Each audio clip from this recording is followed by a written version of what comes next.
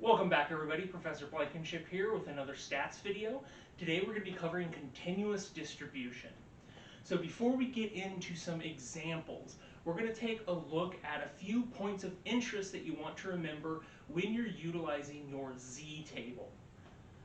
So the first thing we're going to look at, whenever you see a question that says between, what you're going to be doing is you're going to be taking the higher number z value and subtracting the lower number z value. Now if you see higher than or greater than, you take the percentage complement and look that up on the z-table. So if the question is greater than 5%, then you're going to look up 95%. For z, it's going to be 1 minus the probability of z. So if your question is greater than 5%, you're going to look up 0.95. Now if the percentage lands between 2 points, exactly between, you add a 5 to the hundredths digit. So as an example, 0.95 lands right between 1.64 and 1.65. So what you would do is you would use 1.645. Now if the probability calculates out to any continuous number, round to 2 decimal places. So for example, if it's 1.3 with a line above it, round to 1.33.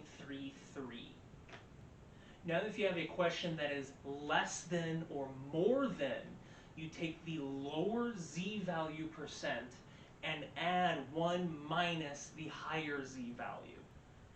Now anytime you see a percentage in the question, you're going to be using the finding the x for a known probability formula. So there are all our important points of interest when you're going to be using the z-table. Now we're going to be taking a look at some standardized normal distributions and working through some probabilities using our z-table. So your z-table can be found in your book on pages 739 and 740. There's also a handout that you can print off online. So I have my handout here that I'm using for my z-table. So let's work through some examples. So given a standardized normal distribution with a mean of 0 and a standard deviation of 1, what is the probability that z is less than 1.57? So what we're going to do is, because we're looking up a positive number, you're going to use the positive number side of your z-table. So you're going to start by looking along the vertical axis for the first sets of digits. So it goes from 0 all the way down to 6. So you're going to start, we're looking at 1.5. So you look down to 1.5, and then you look at your tenths digits. You're going to go over along the horizontal to the 0.07. So 1.5, 0.007. So 1.57, and then you cross them to find your probability. So 1.57 is going to be 0.9418. So we know that the probability that z is less than 1.57 equals 0.9418, or 94.18%. So just remember, with your z-table, you're always looking at the left side of it. So this is always calculating less than. So let's look at another one. So what is the probability that z is less than 1.08? So again, because it's a positive number, we're going to grab our positive side of the z-table. So we go from the vertical down to 1, and then we go over to 0.08. So you go over and you cross them.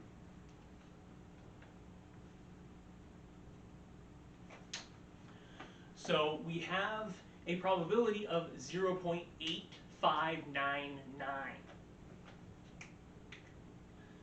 So probability that z is less than 1.08 equals 0.8599, or there's an 85.99% chance that z is less than 1.08.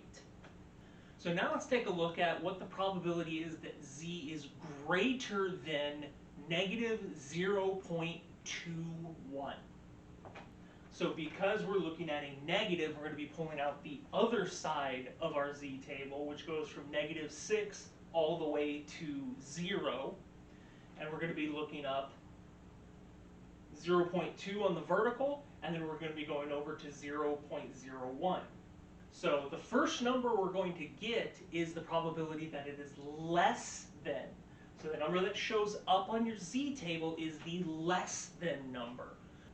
So we know that the probability that z is less than negative 0.21 is 0.4168. But in order to find the probability that it is greater than negative 0.21, we need to take the complement. So we're going to take 1 minus 0.4168 to find out the greater than. So we have our probability that z is less than negative 0.21 equals 0.4168, and our probability that z is greater than negative 0.21 equals 1 minus 0.4168, which equals 5.932.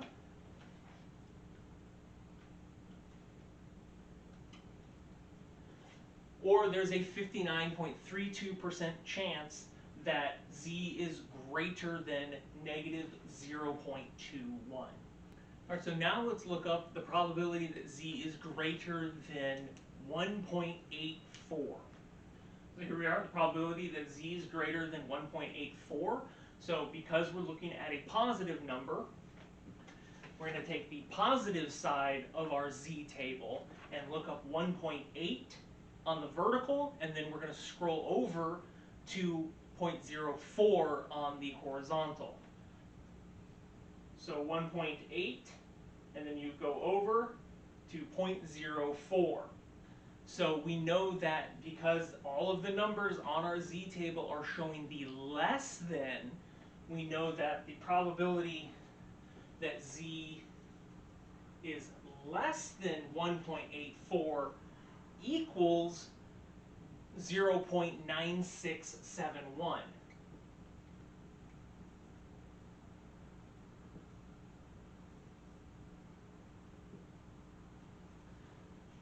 So because we're wanting to know the probability that it is greater than,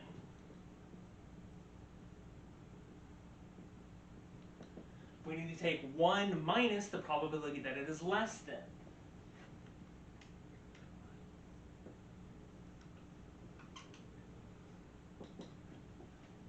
So we know that this is going to equal 1 minus 0.9671, which is 0.0329.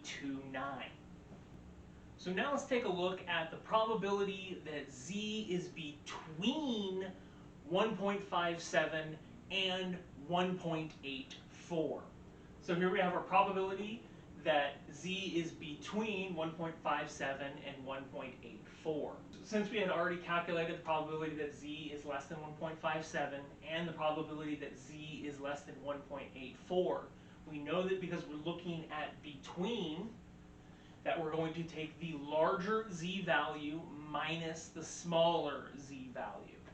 So we're going to take 0.9671 minus 0.9418. So this is going to give us 0.0253.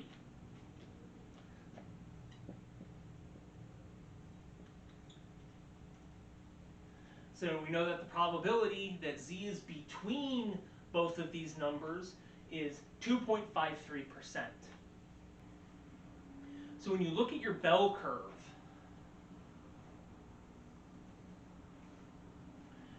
so you're going to be taking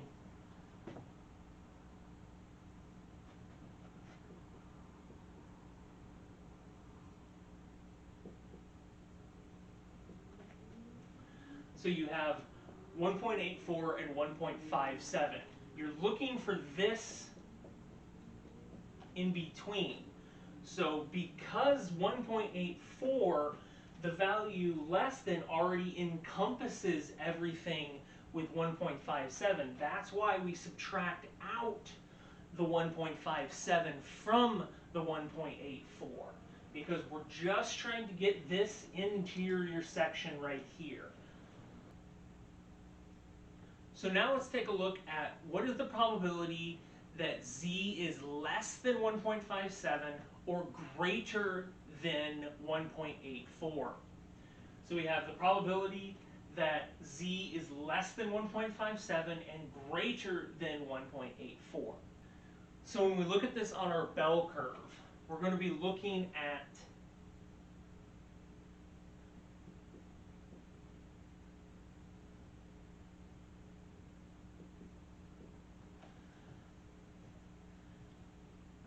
whether this is going to be less than 1.57 or greater than 1.84. So we're going to be looking for this area or this area. So what we're going to be doing is we're going to be taking probability that it's 1.57 plus 1 minus the probability that it's 1.84, because we want everything that is greater than. So here we have the probability that z is less than 1.57 and 1 minus the probability that z is less than 1.84. So we know the first one is 0.9418, and 1 minus 0.9671 equals 0.0329. So we add both of those together to find our probability, which is going to equal 0.9747. So we know that this area here and here is going to be 0.9747, or there's a 97.47% chance that z is less than 1.57 or greater than 1.84. So here we have another problem looking at less than and greater than. So we're looking at the probability that z is less than negative 0.21 or greater than 1.08. So we see here on our bell curve, we're looking at everything less than negative 0.21 or greater than 1.08. So we have the probability that z is less than negative 0.21, which is 0.4168, and 1 minus the probability that z is less than 1.08, because we're looking for the greater than, which is 1 minus 0.8599, which gives us 0.1401 plus 0.4168, which means that we have a 0.5569 or a 55.69% chance of being less than negative 0.21 or greater than 1.08. So there are some examples using the z-tables following these specific points of interest.